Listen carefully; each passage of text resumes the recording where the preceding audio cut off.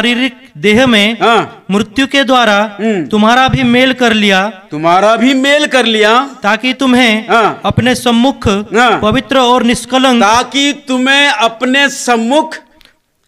पवित्र और निष्कलंक और निर्दोष बनाकर उपस्थित करें। हाँ, यदि तुम विश्वास की नींव पर दृढ़ बने रहो और उस सुसमाचार की आशा को जिसे तुमने सुना है न छोड़ो, जिसका प्रचार आकाश के नीचे की सारी सृष्टि में किया गया और जिसका मैं पौलुस सेवक बना। परमेश्वर चाहते हैं कि अपने सम्मुख पवित्र और निष्कलंक निर्दोष बनाकर उपस्थित करे। हर एक को अपने सामने पवित्र बनाकर उपस्थित करें, ये परमेश्वर चाहते हैं। इसलिए पिता को यही बहाया, इसमें प्रसन्न हुआ कि वो अपने पुत्र के द्वारा बहाए गए लहू में उनका उद्धार हो। और यहां पर बताया गया है, यदि तुम पढ़िए, यदि तुम विश्वास की नींव पर दृढ़ बने रहो तो क्या होगा? परमेश्वर के सामने निष्कलंक, निर्दोष और पवित्र खड़े रह सकोगे। हालेलुया। यहां पर भी नींव बताई गई है, वो नींव जो प्रेरित और भविष्यवक्ताओं के द्वारा डाली गई है। आइए एफेसी की पत्री उसका दूसरा अध्याय हम पढ़ेंगे 20वां वचन। पढ़िए। और प्रेरितों और भविष्यवक्ताओं की नींव पर जिसके कोने का पत्थर मसीह यीशु स्वयं ही है बनाए गए हो। है ना? क्या बनाए गए हो? मंदिर, है ना? बोला भविष्य में क्या? जिसमें तुम भी आत्मा के द्वारा परमेश्वर का निवास स्थान होने के लिए बनाए जाते हो। भवन बनाए जाते हैं। इस भवन को किस पे बनाना चाहते हैं प्रभु? प्रेरित और भविष्यवक्ताओं के द्वारा एक नींव डाली गई है, जिसका कोने का पत्थर कौन है? मसीह यीशु है। बात समझ आई? अगर बोर्ड होता तो बहुत अच्छा होता था। लगेगा बोर्ड? ठीक है, तब तक सुनिए, कोई बात नहीं। नींव डाली गई है। वो नींव किनके द्वारा डाली गई है? प्रेरित और भविष्यवक्ता के द्वारा।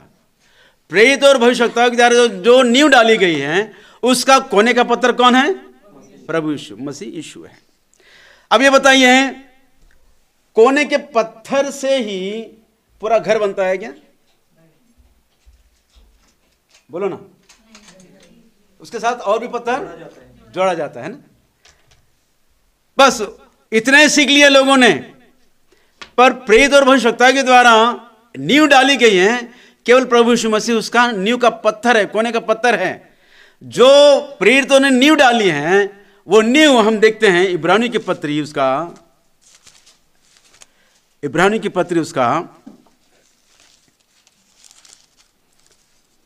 6वां अध्याय पढ़िए। 6वां अध्याय। इसीलिए आओ मसीह की शिक्षा की आरंभ की बातों को छोड़कर हम सिद्धता की ओर आगे बढ़ते जाएं। और मरे हुए कामों से मन फिराने और परमेश्वर पर विश्वास करने और बपतिस्मों और हाथ रखने और मरे हुओं के जी उठने और अंतिम न्याय की शिक्षा रूपी नींव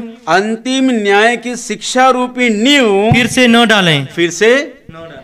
डाली गई है नींव। ये नींव डाली गई है। किस लिए डाली गई है? परमेश्वर के भवन को बनाने के लिए, परमेश्वर का घर बनाने के लिए। प्रेरित और भविष्यवक्ता के द्वारा डाली गई नींव है, जिसका कोने का पत्थर प्रभु यीशु मसीह है। और बाकी जो पत्थर हमको कहां दिख रहे हैं? इब्रानी की पत्री 6वां अध्याय में पहले से हम पढ़ते हैं। पहला पत्थर का नाम क्या है? मन फिराओ। पहला क्या है? लिख लीजिए। पहला क्या है? मन फिराओ। दूसरा क्या है? विश्वास करने। ठीक है, दूसरा विश्वास। और तीसरा क्या है? बपतिस्मो। बपतिस्मो एक वचन है या बहुवचन है ना? केवल एक नहीं, बहुवचन है। हाँ, बपतिस्मो और हाथ रखने, मरे हुओं के जी उठने और अंतिम न्याय की शिक्षा। अंतिम न्याय की शिक्षा। कितने हो गए? 6। कितने हो गए? 6। इसका मूल पत्र कौन है? प्रभु यीशु मसीह। ठीक है, मूल पत्र प्रभु यीशु मसीह है। मूल पत्थर यीशु, और बाकी पत्थर क्या क्या है? मन फिराना, मन फिराना। ठीक है, और दूसरा इसके बाद का दूसरा पत्थर क्या है? विश्वास। और इसके बाद का पत्थर बपतिस्मो। बपतिस्मो। उसके बाद हाथ रखने, हाथ रखने। और उसके बाद मरे हुए के जी उठने, मरे हुए के जी उठने और अंतिम न्याय की शिक्षा। अंतिम न्याय और न्याय। ठीक है, ये अलग अलग है। 7 पत्थर की नींव है। इस 7 पत्थर की नींव पर क्या बनना है? परमेश्वर का भवन बनना है। प्रेरितों के द्वारा डाली गई नींव का मूल पत्थर प्रभु यीशु मसीह है। उसके बाकी नींव के सिद्धांतों की शिक्षा कलीसिया में देना है। Hallelujah, hallelujah. लेकिन हुआ क्या है? ये नींव डाली गई है, बोला गया है कि फिर से इसे ना डालो। तो मतलब क्या है? इसको भूल जाओ। एक सिखाते हैं मुंबई से, वो भी मुंबई से है, वो भी मुंबई से। क्या बोलता है मालूम है क्या? ये डाली गई हैं, अब इसके बारे में ज्यादा सोचना नहीं है। बोले अरे इसके बारे में सोचना नहीं है, तो यहां पर देखते हैं फिर से ना डालो। इसका मतलब क्या है? इसको भूल जाओ। इसको भूल गए, इसलिए आज कलीसिया पूरी तरह भटक गई है, टूट गई है, बिखर गई है। ये न्यू की शिक्षा भूल गए लोगों ने। इसलिए दाऊद कहते हैं, भजन संहिता उसका 11 अध्याय पढ़िए एक बार। 11 अध्याय 3 वचन।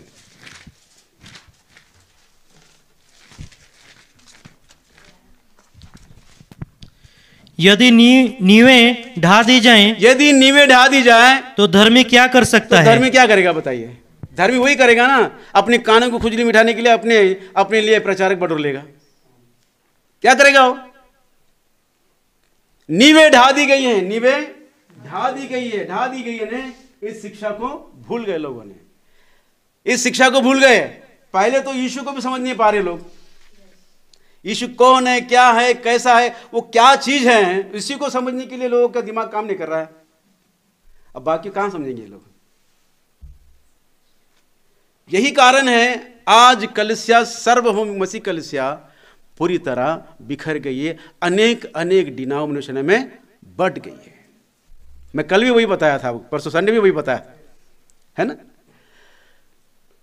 और इन सारी बातों का सुधार जब तक नहीं हो जाएगा, प्रभु यीशु मसीह का आना नहीं होगा। और हम सब लोग तैयारी कर रहे हैं, प्रभु आएंगे, प्रभु आएंगे। कहां से आएगा? लिखा है ना प्रेरितों के कार्य 3 अध्याय, पढ़िए एक बार। 3 अध्याय 21 वचन में हम बार बार पढ़ेंगे, उसको दिमाग में फीड कर लेंगे।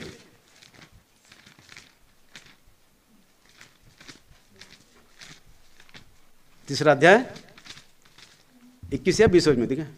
अवश्य यह अवश्य है कि वह स्वर्ग में उस समय तक रहे जब तक कि वह सब बातों का सुधार न कर ले, जिसकी चर्चा प्राचीन काल से परमेश्वर ने अपने पवित्र भविष्यवक्ताओं के मुख से की है, जैसा कि मूसा ने कहा। बस अवश्य है कि वो स्वर्ग में उस समय तक रहेगा जब तक कि सारी बातों का उधर न जाए। यहां सब बिखर कर बैठा है, लोग तैयारी कर रहे हैं, अब आएगा, कल आएगा प्रभु, अब आएगा, समय हो गया, सारी भविष्यवाणी पूरी। कहां होगा भैया? यहां असली काम तो पूरा पड़ा हुआ है। प्री ट्रिब्यूलेशन वाले सिखाते हैं कि अब समय, सारी भविष्यवाणी पूरी हो रही है, सारी भविष्यवाणी पूरी हो गया है, ये हो गया, वो हो गया, पूरा इतिहास बता रहे हैं, पूरा हिस्ट्री बता रहे हैं। लेकिन ये इसको भूल गए, जिसकी चर्चा आदि से, कब से? आदि से अपने भविष्यवक्ताओं से, पवित्र भविष्यवक्ताओं से कहते आ रहे, और आज तक कुछ सुनने को खाली नहीं है। सब लोग अपनी दुकान चला रहे बस। कितनी दुख की बात है, सोचिए। और हमारे आध्यात्मिक पिता आज इस नींव को फिर से उसकी मरम्मत करने के लिए, आज तक उसने अपना घर भी नहीं बनाया, उसने अपने लिए घर भी नहीं है उसका। लेकिन आज लोग क्या कर रहे हैं? घरों पे घर, भवनों पे भवन, पैसा ही पैसा है उनके पास, क्योंकि ये शिक्षा भूल गए, ये शिक्षा भूल गए, ये नींवें ढा दी गई है। विश्वास, मन फिराव के विषय में सही शिक्षा नहीं है, सबका अपना अपना विश्वास है। विश्वास के विषय में सही शिक्षा नहीं है। बपतिस्मो इसके विषय में कहता है वो मुंबई का,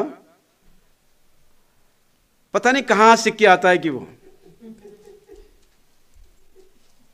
लंबे वाला मालूम है आपको? मूर्ख मंथन बैठक बोलते हैं उसको। मैं उसका नाम दिया मूर्ख मंथन बैठक। मूर्ख है वो बोलता है बपतिस्मो का मतलब डुबोना, बपतिस्मो का मतलब डुबोना है बोलते हैं। उसको कहां मिला पता नहीं। बपतिस्मो बहुवचन है। बपतिस्मा यानी डुबोना है पानी में, पर बपतिस्मो बहुवचन है, उसको भी बोलता है कि डुबोना। बपतिस्मा यानी डुबोने की बात है, पानी में डुबाना ही है। लेकिन यहां बपतिस्मो के विषय में, बपतिस्मो बहुवचन है। आज हम इसको थोड़ा सा अध्ययन करके आज का क्लास हम खत्म करेंगे, ठीक है? बहुत सारी बातें हैं, कभी और समय मिले, कभी अवसर मिले तो एक एक करके हम सीखने की कोशिश करेंगे, ठीक है ना? इसका मतलब ये नहीं कि मेरे को फिर से बुलाओ।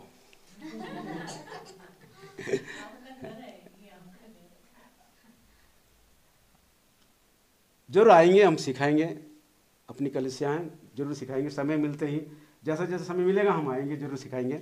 हम ही नहीं, कोई भी आएगा तो आप डिमांड कीजिए, वो फ्री मिनट से जो भी आएगा, सर जी ये आधा हुआ है, इसको पूरा करके जाइए। आप उनसे बोलिए, आपको सिखाएगा, कोई भी सिखाएगा, मैं ही नहीं, वो फ्री मिनट में जो भी हो, इन शिक्षाओं की, इस सिद्धांतों की शिक्षा को आपको पूरी तरह सिखाएगा और तुमको इस नींव पर तैयार करेगा।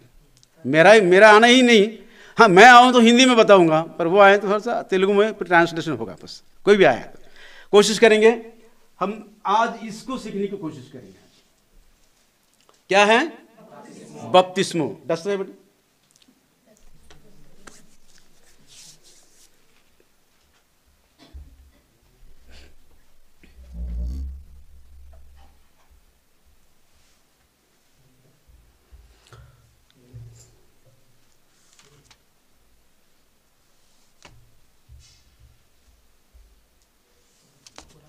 पूरा रफ कर दो।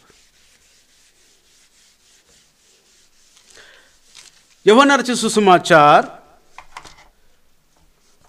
3 अध्याय, यूहन्ना रचित सुसमाचार उसका 3 अध्याय,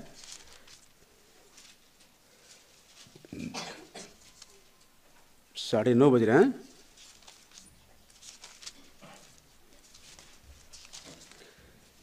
तीसरा अध्याय, और हम देखते हैं 3 अध्याय 3 वचन पढ़िए। यीशु ने उसको उत्तर दिया, मैं तुझसे सच सच कहता हूँ, यदि कोई नए सिरे से न जन्मे, तो परमेश्वर का राज्य देख नहीं सकता। परमेश्वर का राज्य देख नहीं सकता। यहां पर हम देखते हैं, यहाँ पर निकोदेमुस नामक एक मनुष्य था जो यहूदियों का सरदार था। उसने रात को यीशु के पास आया, रात में चुपके से यीशु के पास आया और उसने कहा, हे रब्बी, हम जानते हैं कि तू परमेश्वर की ओर से गुरु होकर आया है, क्योंकि कोई इन चिन्हों को जो तू दिखाता है, यदि परमेश्वर उसके साथ ना हो तो नहीं दिखा सकता। प्रभु यीशु मसीह के सामने उसकी तारीफ कर रहे हैं। जबकि ये कौन है? ये कौन है? याजक हैं, गुरु हैं, और वो ये नहीं जान पा रहा है कि उद्धार का क्या मतलब है, स्वर्ग जाने के लिए क्या करना चाहिए। उस प्रश्न के जवाब को पाने के लिए पहले यीशु मसीह को क्या कर रहा है? हवा भर रहा है। बोलते हैं ना कि तू तो परमेश्वर की ओर से है, गुरु है, और जो चिन्ह चमत्कार करता है उसे देखते हैं। ये सब कुछ जब हो रहा है तो ये पक्की बात है कि परमेश्वर तुम्हारे साथ है। तो यीशु मसीह ने झट से बोला है, उसके बारे में कुछ नहीं बोला, तुरंत उसने बोला, यीशु ने उसको उत्तर दिया। थैंक यू नहीं बोला, धन्यवाद नहीं बोला, कुछ नहीं बोला। क्या बोला? उत्तर दिया, मैं तुझसे सच सच कहता हूं कि यदि कोई नए सिरे से ना जन्मे तो परमेश्वर का राज्य देख नहीं सकता। फिर निकोदेम ने क्या बोला है? निकोदेमुस ने उससे कहा, हाँ, मनुष्य जब बूढ़ा हो गया, हाँ, तो कैसे जन्म ले सकता है? कैसे जन्म ले सकता? क्या वह अपनी माता के गर्भ में हाँ, दूसरी बार प्रवेश करके जन्म ले सकता है? ये उसका प्रश्न। देखिए कितना परेशान है वो। किस विषय को लेकर परेशान है? कि स्वर्ग के राज में जाने के लिए क्या करना होगा, जबकि वो गुरु है, व्यवस्था का गुरु है, तो उसे ये नहीं मालूम है। आज बहुत सारे ऐसे लोग हैं आज। तब यीशु ने फिर आगे क्या बोला? यीशु ने उत्तर दिया, मैं तुझसे सच सच कहता हूं, हाँ, जब तक कोई मनुष्य जल और आत्मा से न जन्मे, जल और आत्मा से, जल और आत्मा से स्वर्ग में जाना है ही नहीं। आपको बताइए कितने लोगों को जाना है? Hallelujah, hallelujah. जल और आत्मा से जो जन्मेगा वो स्वर्ग में जाएगा। जब तक कोई मनुष्य जल और आत्मा से न जन्मे वो परमेश्वर के राज्य में प्रवेश नहीं कर पाएगा, नहीं कर पाएगा। अब जल और आत्मा, जल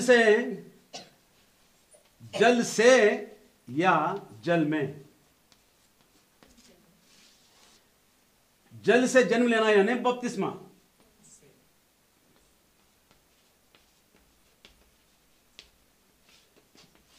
बपतिस्मा, अब बपतिस्मा जो है जल से है या में? से बोल रहे हैं आप लोग? ठीक है। प्रेरितों के कार्य उसका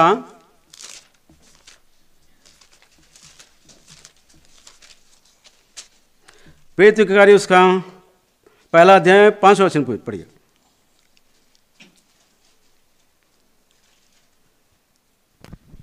क्योंकि यूहन्ना ने तो पानी में बपतिस्मा दिया है, परंतु थोड़े दिनों के बाद तुम पवित्र आत्मा से बपतिस्मा पाओगे। यूहन्ना ने किस में बपतिस्मा दिया है? पानी में। और यहां पर यीशु ने क्या कहा? यहां पर यीशु ने क्या कहा? जल और आत्मा से। अब प्रश्न उठता है कि में या से यानी छिड़काव वाला बपतिस्मा, ठीक है ना? में यानी डुबा के। अब प्रभु यीशु मसीह ने कहा है, अब इन दोनों में से क्या सही है? अब बताते हैं। नया जन्म यानी पुराना मनुष्य तत्व क्या हो जाना है? उसकी मृत्यु होना है, और फिर वो क्या होना है? अपने को जी उठना है, ठीक है? ये कैसे होगा? गड्ढा खोदेंगे और उसको यहां बंद कर देंगे, पैक कर देंगे, बाद में उसको खोल के उठाएंगे, दूसरा पल मर जाएगा वो। ये काम पूरा होने के लिए क्या करना पड़ेगा हमको? रोमियो की पत्री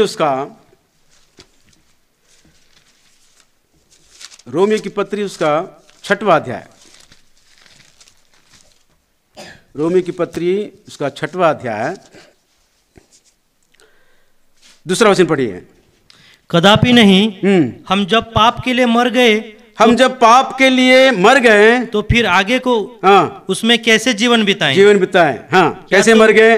तीसरा वचन, हाँ। क्या तुम नहीं जानते कि हम सब जिन्होंने मसीह यीशु का बपतिस्मा लिया, मसीह यीशु का क्या लिया है? बपतिस्मा लिया, उसकी मृत्यु का बपतिस्मा लिया। किसका मृत्यु का? मसीह यीशु। ठीक है, बपतिस्मा यानी उसके मृत्यु का बपतिस्मा। यीशु मसीह आज से 2000 वर्ष पहले जो क्रूस पे मरे थे, उसके मृत्यु पर हमारा पीछे जाकर ट्रैवलिंग पीछे जब हम जा रहे हैं, और वहां पर प्रभु ने हमको, पवित्र आत्मा परमेश्वर ने हमको यहां पर ले आकर यीशु से जोड़ा है। बपतिस्मा में इतना बड़ा काम हो रहा है। कितना बड़ा काम हो रहा है? प्रभु यीशु मसीह की मृत्यु में हमें ले जाकर जोड़ रहा है। और इस काम को बपतिस्मा के विषय में लोग कहते हैं, बपतिस्मा केवल एक शरीर का काम है। बोलते हैं कि बपतिस्मा के द्वारा तुम कलीसिया में सूचित करते हैं कि अब से मैं मसीह बन गया हूं। उद्धार से बपतिस्मा को कोई संबंध नहीं है, ऐसी शिक्षा भी निकली है। जबकि वचन कहता है बपतिस्मा जो है प्रभु यीशु मसीह में क्या है? प्रभु यीशु मसीह में मृत्यु का बपतिस्मा। ठीक है ना? सो मृत्यु का बपतिस्मा होने के बाद फिर से इसे क्या होना है? नया जन्म लेना है। ये पानी में हो सकता है, पानी से नहीं। ठीक है ना? अब प्रश्न उठता है, बहुत लोग बपतिस्मा बोलते हैं। सब लोगों में यही प्रश्न है कि बपतिस्मा कैसा दिया जाए। लोग तो बोलते हैं कि बपतिस्मा ले भी सकते हैं, नहीं भी ले सकते हैं, ऐसी भी शिक्षा है। वो क्यों? उसका कारण क्या है? वो चोर जो है, चोर को देखकर बोलते हैं कि वो चोर को तो प्रभु ने ले गया है ना, उसको बपतिस्मा दिया है क्या? उसको देखकर कुछ लोगों ने यह सिद्धांत बना लिया कि बपतिस्मा ले सकते हैं, नहीं भी ले सकते हैं। लेकिन प्रभु का वचन कहता है बिना बपतिस्मा के हमें को उद्धार नहीं है ना? उसके मृत्यु में हमें सहभागिता लेना है और जी उठना है। फिर से आगे पढ़िए। हाँ, मृत्यु का बपतिस्मा लिया, अतः उस मृत्यु का बपतिस्मा पाने से हम उसके साथ गाड़े गए, ताकि जैसे मसीह पिता की महिमा के द्वारा मरे हुओं में से जिलाया गया, वैसे ही हम भी नए जीवन की सी चाल चले। हम भी जी उठे और नए जीवन की सी चाल चले। Hallelujah, hallelujah. सो बपतिस्मा में क्या हो रहा है? मृत्यु और नया जीवन। पानी से होना चाहिए कि पानी में होना चाहिए? ठीक है ना? लोग परेशान हैं, दिया जाए तो कैसा दिया जाए? पानी से देना है या पानी में देना है? उसको पानी में डुबोकर वैसे रखना है, सीधा चले जाएगा वो, परमानेंट है। ऐसे ऐसे शिक्षा निकली है मेरे लिए। उसको अंदर रखने का खत्म, चला जाएगा, काम ही खत्म। ये उधर चले जाएगा या अंदर चले जाएगा।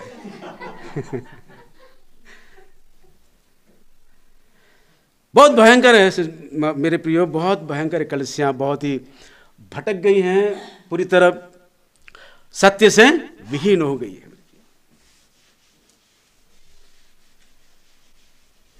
सो बपतिस्मा हमको लेना बहुत जरूरी है। बपतिस्मा प्रभु की आज्ञा है। इब्रानी की पत्री उसका 5वां अध्याय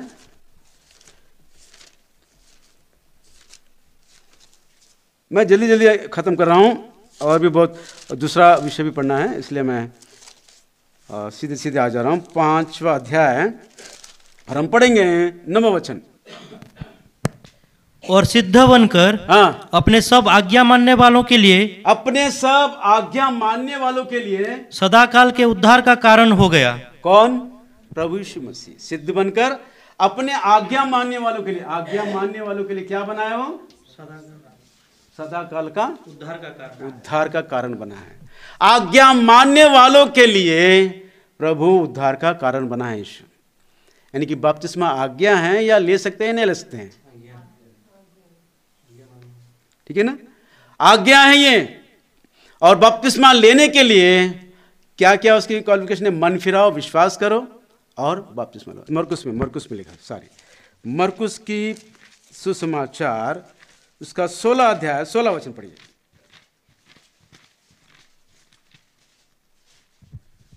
सैनिक उसे, नहीं 16 मरकुस 16 जो विश्वास करे हाँ, और बपतिस्मा ले, जो विश्वास करे और बपतिस्मा ले उसी का उद्धार होगा। क्या होगा? हालेलुया। जो विश्वास करे, सुसमाचार सुनकर विश्वास करे और बपतिस्मा ले तो उसका क्या होगा? उद्धार होगा। तो बोलिए, बपतिस्मा लेना चाहिए नहीं लेना चाहिए? बपतिस्मा के बिना उद्धार नहीं है। नए जन्म के अनुभव के बिना उद्धार संपूर्ण नहीं है। तुम विश्वास कर लो, लिखा है विश्वास के द्वारा अनुग्रह से तुम्हारा उद्धार हुआ है। कहां लिखा है? इफिसी के पत्र 2:8 में पढ़िए एक बार। इफिसी के पत्र उसका 2 अध्याय,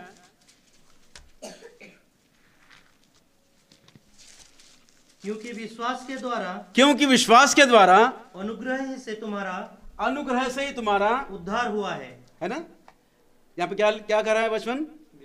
विश्वास के द्वारा अनुग्रह से तुम्हारा उद्धार हुआ है। अब बताइए, बपतिस्मे की आवश्यकता है कि नहीं? आप बताइए। और मरकुस 16 में क्या कर रहा है? मन फिराओ, विश्वास करेगा, और जो विश्वास करेगा और बपतिस्मा लेगा तो उसका उद्धार होगा। अब इन 2 वचन में से क्या सत्य है? विश्वास के द्वारा ही बपतिस्मा है या विश्वास करके बपतिस्मा लेने से उद्धार है?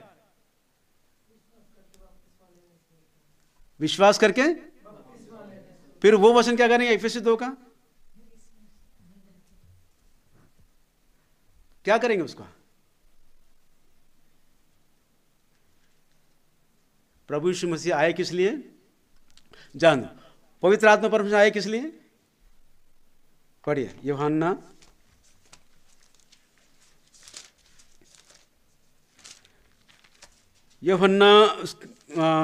सुसमाचार उसका 16 अध्याय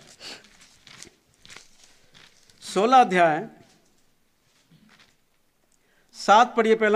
पहले 7 पढ़िए। तो भी मैं तुमसे सच कहता हूं कि मेरा जाना तुम्हारे लिए अच्छा है। क्योंकि यदि मैं न जाऊं तो वह सहायक तुम्हारे पास न आएगा। है ना? मेरा जाना उचित है, जाना है, क्योंकि सहायक आएगा और क्या करेगा? हाँ, परंतु यदि मैं जाऊंगा तो उसे तुम्हारे पास भेजूंगा। क्यों भेजूंगा? अब देखिए 12 वचन पढ़िए, 13 वचन पढ़िए, जान दो। परंतु जब वह अर्थात सत्य का आत्मा आएगा तो तुम्हें सब सत्य का मार्ग बताएगा। क्या बताएगा? सत्य का मार्ग बताएगा। सब सत्य का मार्ग बताएगा। सत्य का मार्ग। अब मैं तेलुगु चदवा बहुत सारी ఇక్కడ 13 చూద్దామా. అయితే ఆయన అనగా సత్య స్వరూపి అయిన ఆత్మ వచ్చినప్పుడు మిమ్మును సర్వ సత్యము तुमको क्या करेगा? वो सर्व सत्य, सब सत्य, सर्व सत्य एक ही बात है, अलग अलग है। इसको दो शब्द में अलग अलग करके बताया। इन 2 शब्दों को जोड़कर तेलुगु में सर्व सत्य कहा है। आए बात समझे? इन दोनों को अलग अलग किया तो क्या होगा? सब प्लस सत्य। इन दोनों को जोड़े तो पवित्र आत्मा आएगा, वो सहायक आएगा, तुमको क्या करेगा? सर्व सत्य में चलाएगा। एफएससी 2:8 भी वचन कहता है विश्वास के द्वारा अनुग्रह से तुम्हारा उद्धार हुआ है। मरकुस 16:16 क्या कहता है? जो विश्वास करे और बपतिस्मा ले तो उसका उद्धार होगा। अब इन 2 वचनों को लेकर दोनों ने 2 तरह के सिद्धांत बनाए। एक बोलता है विश्वास कर लो तो तुम्हारा उद्धार है, बपतिस्मा ले भी सकते हैं, नहीं भी ले सकते हैं। और एक सिद्धांत बन गया है कि विश्वास करना है और बपतिस्मा भी लेना है। यह अपने सिद्धांत पे चल रहा है। ऐसे गड़बड़ी से क्या परमेश्वर खुश रहेगा? बोलो ना, क्यों हिचकिचा रहे आप लोग? परमेश्वर खुशी नहीं चाहते हैं? आप लोग चाहते हैं ना? ऐसे सिद्धांत से, ऐसी शिक्षा से क्या पवित्र आत्मा परमेश्वर खुश रहेगा? फिर कैसे, क्या करना चाहिए हमको? सारी बातों का सुधार होना चाहिए। कैसे सुधार करेंगे? इन सबों को एक विश्वास में लाना है। यहूदा में वही कहा ना, तीसरे वचन में क्या कहा है? उस विश्वास के लिए पूरा यत्न करो जो पवित्र लोगों को एक ही बार और एक ही विश्वास जो सौंपा गया है। पढ़िए एक बार। हे प्रियो, हाँ, जब मैं तुम्हें उस उद्धार के विषय में लिखने में हाँ, अत्यंत परिश्रम से प्रयत्न कर रहा था, जिसमें हम सब सहभागी हैं, तो मैंने तुम्हें यह समझाना आवश्यक जाना कि उस विश्वास के लिए पूरा यत्न करो। उस विश्वास के लिए पूरा यत्न करो जो पवित्र लोगों को एक ही बार सौंपा गया। कितनी बार सौंपा गया है? एक ही बार और एक ही विश्वास है। लेकिन अब यहां हुआ क्या है? कोई बोलता है विश्वास के द्वारा तुम्हारा उद्धार हुआ है, बोलता है। कोई बोलता है विश्वास करो और बपतिस्मा लो तब तो उद्धार होगा। ऐसे भिन्न भिन्न सारे विषयों को लेकर, पवित्र आत्मा के विषय में लेकर, और प्रभु यीशु मसीह के दूसरे आगमन को लेकर, अन्य भाषाओं को लेकर तरह तरह के सिद्धांत बन गए हैं। लेकिन पवित्र आत्मा आया किस लिए? सर्व सत्य में तुमको ले चलने के लिए। अब ये सर्व सत्य कैसे होगा? मरकुस 16:16 के अनुसार, मरकुस 16:16 के अनुसार हमको क्या लेना है? बपतिस्मा लेना है। ठीक है। और एफएससी 2:8 के अनुसार बपतिस्मा की विश्वास के द्वारा उद्धार है हमारा, विश्वास के द्वारा उद्धार है। अब इसको क्या करेंगे हम? इसको देखिए, बपतिस्मा उद्धार, ठीक है, उद्धार, विश्वास, उद्धार, कॉमन शब्द है ये, ठीक है ना? ये कॉमन शब्द है ना? इन दो वचनों को जोड़ के पढ़ेंगे तो सर्व सत्य का मतलब क्या है? सारे वचनों का सारांश पढ़ना है हमको। Hallelujah, hallelujah. अब ये छोटा उदाहरण है। आपको बाइबल अध्ययन में क्या करना है? एक वचन को लेकर सिद्धांत नहीं करना है, एक वचन को लेकर अध्ययन नहीं करना है। वो सारे संबंध, इन सारे वचनों को एक पेज में लिखिए, एक लाइन में लिख लीजिए। जो वचन आपको मिलते हैं उद्धार के विषय में, जो वचन आपको मिलते हैं पवित्रता के विषय में, जो वचन आपको मिलते हैं सेकंड कमिंग के विषय में, जो वचन आपको मिलते हैं अन्य भाषाओं के विषय में, उस सबको एक जगह लिख लीजिए और बाद में उसका अध्ययन कीजिए, उसका सारांश निकलेगा आपको। हालेलुया। ये बाइबल अध्ययन का एक तरीका है। अब देखिए यहां पर उद्धार ये कॉमन वर्ड है। विश्वास, बपतिस्मा और विश्वास अलग अलग है। इन दो वचनों को जोड़ के पढ़ेंगे हम अभी, ठीक है। अनुग्रह से हमारा क्या हो गया? उद्धार हुआ है। ये परमेश्वर का अनुग्रह ही है, ठीक है। ये परमेश्वर का अनुग्रह है जो हमको विश्वास करने का आत्मा दिया है, ठीक है ना। विश्वास, ठीक है, विश्वास करना है और बपतिस्मा लेना है तो क्या मिलेगा? ये दो वचनों का सारांश है क्या है? कॉमन वर्ड निकाल देने, कॉमन शब्द निकाल के बाकी जो जोड़ेंगे हैं उन सब को जोड़ के पढ़िए और कॉमन वर्ड को एक साथ पढ़िए तो उसका सारांश निकलेगा। Hallelujah, hallelujah. ये बाइबल अध्ययन का एक तरीका है, एक छोटा तरीका आपको बताया मैंने। समय बहुत हो गया, कैसा लग रहा है? कुछ आपको और बैठोगे यहां खत्म करना चाहते हैं? एक छोटा आत्मा के विषय में पढ़ लेंगे थोड़ा सा, ठीक है। ये भी और भी बहुत हैं लेकिन अब यहाँ फिर कभी मैं इसको सीखेंगे हम सब।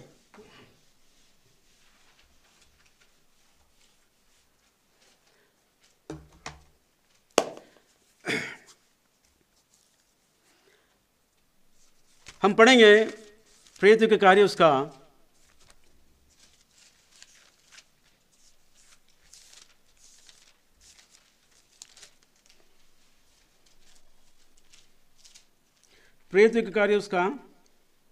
2 अध्याय 38 वचन पढ़िए।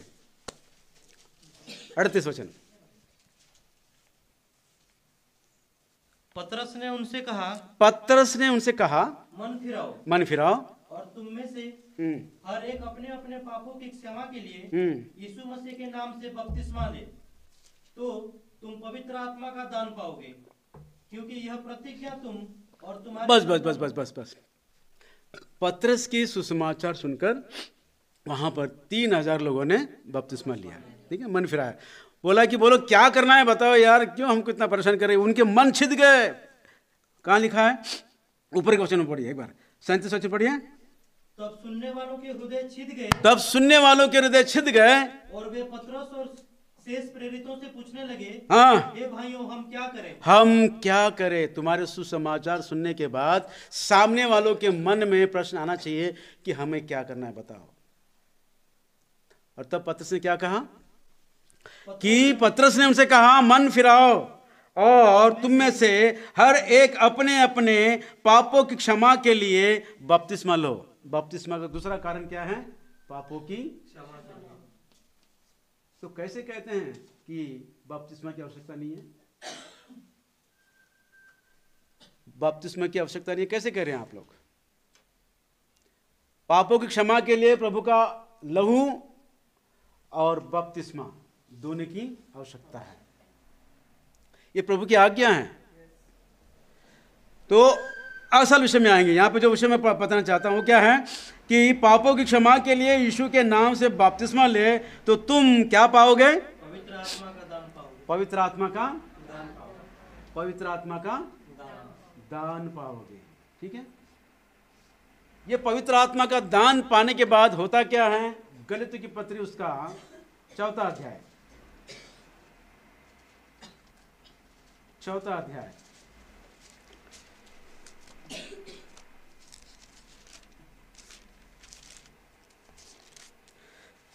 चौथा अध्याय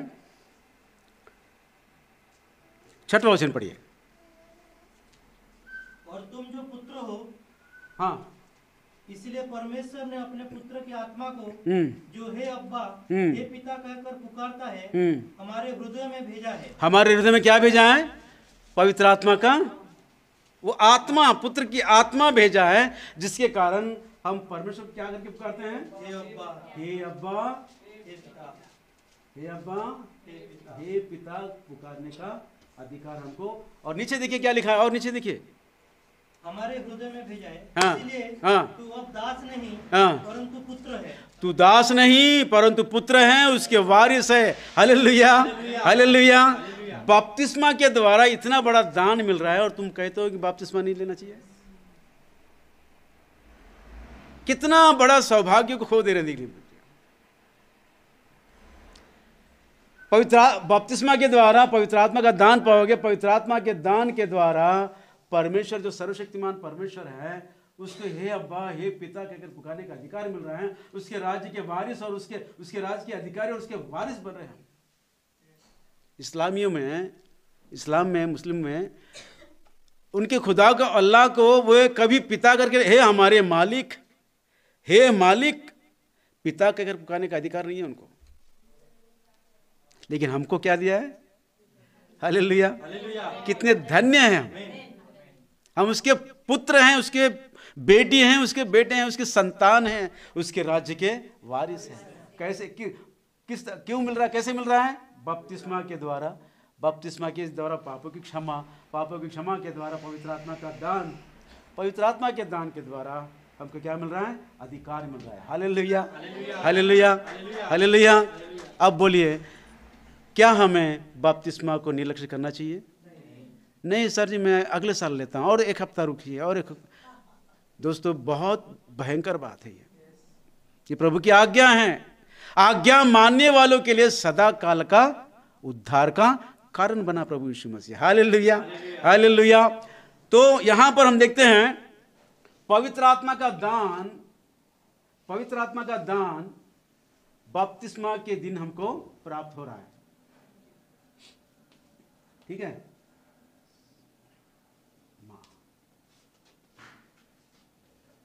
बपतिस्मा के दिन मिल रहा है हमको। बपतिस्मा के दिन यहां पर जो मिल रहा है ये ऑटोमेटिक हो रहा है। हालेलुया, ये ऑटोमेटिक हो रहा है। इसका मतलब क्या हो रहा है? पिता ने क्या किया? पुत्र की आत्मा हमारे अंदर भेजा है और हम उसके देह में प्रवेश हो रहे हैं। हालेलुया। प्रेरित के कार्य उसका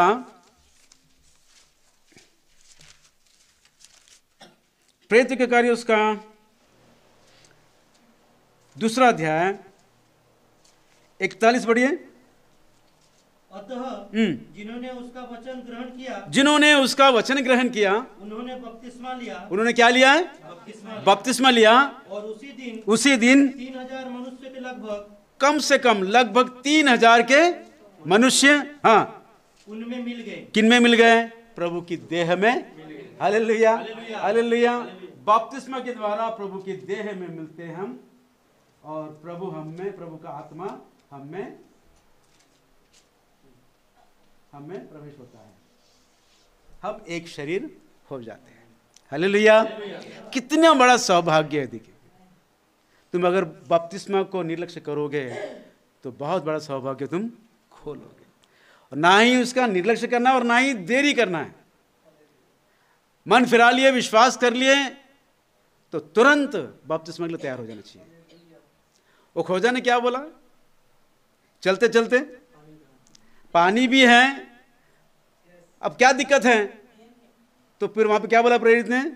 कोई दिक्कत नहीं है, पानी भी है और तुझमें विश्वास भी है, तो आ। Hallelujah, hallelujah.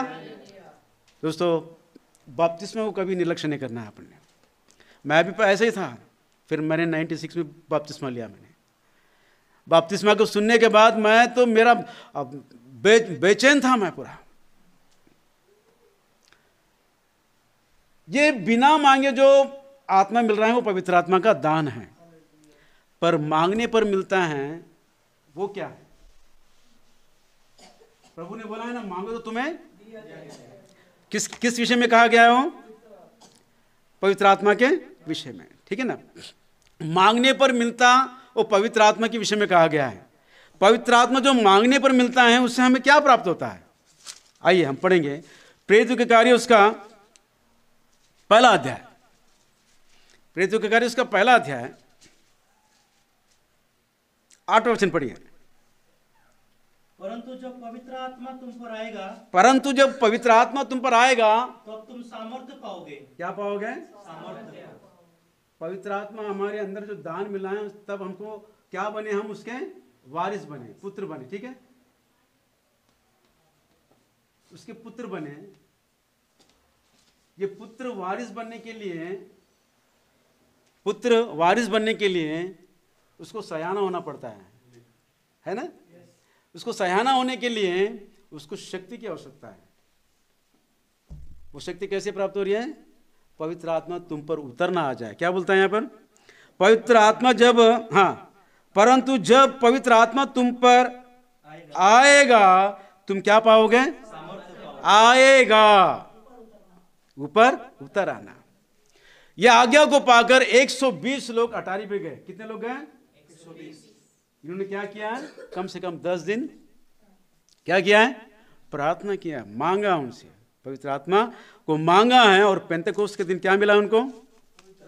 पवित्र आत्मा मिला है। देखिए, पढ़िए वहां से एक बार, 2 अध्याय। हाँ, जब पेंतेकोस्त का दिन आया तो वे सब एक जगह इकट्ठे थे। एकाएक आकाश से बड़ी आंधी की सी सनसनाहट का शब्द हुआ और उससे सारा घर जहाँ वे बैठे थे गूंज गया और उन्हें आग की सी जीभें फटती हुई दिखाई दी और उनमें से हर एक पर 8 ठहरी। हर एक पर 8 ठहरी, ठीक है। हाँ, उसके बाद क्या हो गया? वे सब पवित्र आत्मा से भर गए। क्या हो गए? पवित्र आत्मा से भर गए। और यहां क्या हो गया? ठहरी, ठीक है। आत्मा हर एक पर आकर ठहरी तो वो आत्मा से भर गए, जिसके कारण क्या पाए उन्होंने?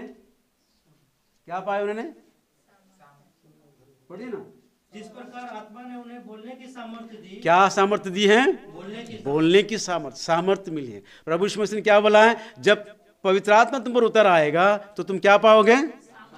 सामर्थ्य पाओगे। और जब सामर्थ्य पाओगे तो तब तुम दुनिया के यरूशलेम और यहूदिया और सामरिया में और पृथ्वी के छोर तक मेरे गवाह होंगे। Hallelujah, hallelujah. 12 चेलों ने पूरी पृथ्वी पर फैलाने का कारण यह अनुभव, पवित्र आत्मा का उतर आना। पवित्र आत्मा का उतर आना ये अनुभव मांगने पर मिलता है। हालेलुया। मैं और डिटेल में नहीं जाना चाहता हूं, आपको शॉर्टकट बता रहा हूं। मांगने पर मिलता है, बिना मांगे जो मिलता है वो दान है, मांगने पर जो मिलता है वो सामर्थ्य है। हालेलुया। और मांगने पर जो सामर्थ्य जो उतर आता है उसी को ही अभिषेक कहा गया है। Hallelujah, hallelujah. दाऊद पर शमूएल ने जब तेल डाला, तेल से उसका क्या किया, पढ़ेंगे वो वचन, पढ़ेंगे एक बार, शमूएल की किताब, शमूएल की किताब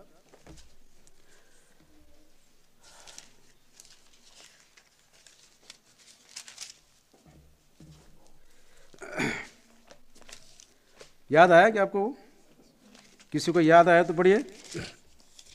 शमूएल की किताब, हाँ 16 अध्याय, शमूएल की पहली किताब उसका 16 अध्याय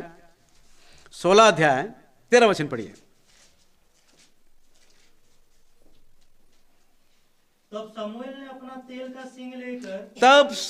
अपना तेल का सिंग लेकर उसके भाइयों के मध्य में उसका अभिषेक किया। क्या किया? अभिषेक किया। क्या हुआ? और उस दिन से लेकर भविष्य को यहोवा का आत्मा दाऊद पर बल से उतरता रहा। Hallelujah, hallelujah.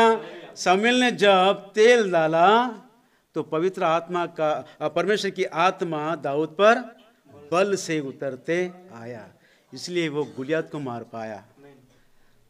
आई बात समझ में? और देखिए यहाँ पर 10वें अध्याय में, यहाँ पे और तो और बहुत साफ सूत्र में लिखा हुआ। 10वां अध्याय शाऊल का अभिषेक जब हुआ तो उसके बारे में बताया गया। हाँ 10वां अध्याय और 10वां वचन पढ़िए।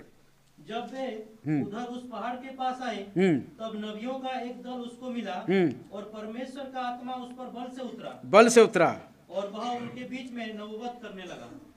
परमेश्वर का आत्मा उस पर बल से उतरा। पहला वचन पढ़िए। तब शमूएल ने एक कुप्पी तेल लेकर उसके सिर पर उंडेला। उसके सिर पर क्या किया? उंडेला तो क्या हो गया? पवित्र आत्मा कहा, क्या इसका कारण यह नहीं कि यहोवा ने अपने निज भाग के ऊपर प्रधान होने को तेरा अभिषेक किया। Hallelujah, hallelujah. तेरा अभिषेक किया, और जब अभिषेक किया तो परमेश्वर की आत्मा उस पर बल से उतरा। यहाँ पे शमूएल पर उतरा और दाऊद पर उतरने लगा, उतरते रहा उसके जो। दोस्तों अब यहाँ पर मैं आज का ये क्लास में समाप्त करना चाहता हूँ। बपतिस्मा लेकर पुत्र बनना ही नहीं है, वारिस बनने के लिए हमें सामर्थ्य की आवश्यकता है, और सामर्थ्य के लिए हमें प्रार्थना करना है। प्रार्थना करने पर मिलने वाला जो पवित्र आत्मा का अभिषेक है, वो अभिषेक को हमें प्राप्त करना है। बिना अभिषेक के हम शक्तिहीन ही रहेंगे। दान मिलने पर हम उसके पुत्र बनेंगे, लेकिन एक पुत्र शक्तिशाली बने उसका अभिषेक होना बहुत जरूरी है। आइए हम प्रार्थना करेंगे।